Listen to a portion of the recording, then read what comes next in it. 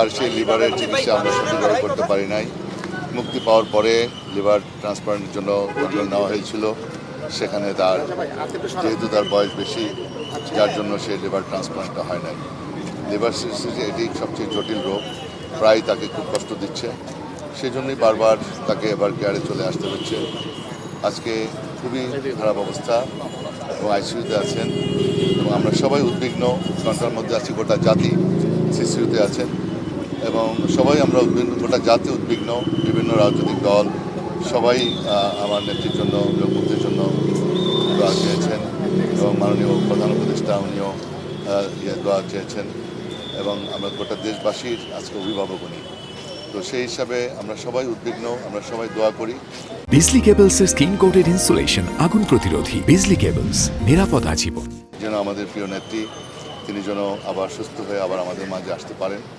আসলে সবাই দোয়া করাটাই এখন আমাদের কাজ এবং তাদের পরিবারের মেম্বারের সাথে আমার কথা হয়েছে এবং উনিও দোয়া চেয়েছেন।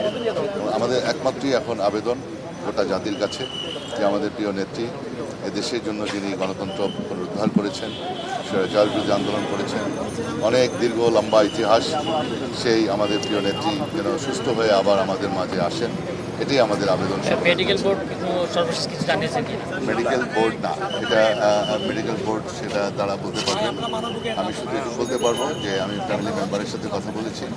আমি তো আর সিচুয়ের ভিতরে যাইনি, তো এটা মেডিকেল বোর্ড এবং আমাদের ডাক্তার জাহিদ ভাই টোটাল পর্যবেক্ষণে আছেন, তারা বলতে পারবেন।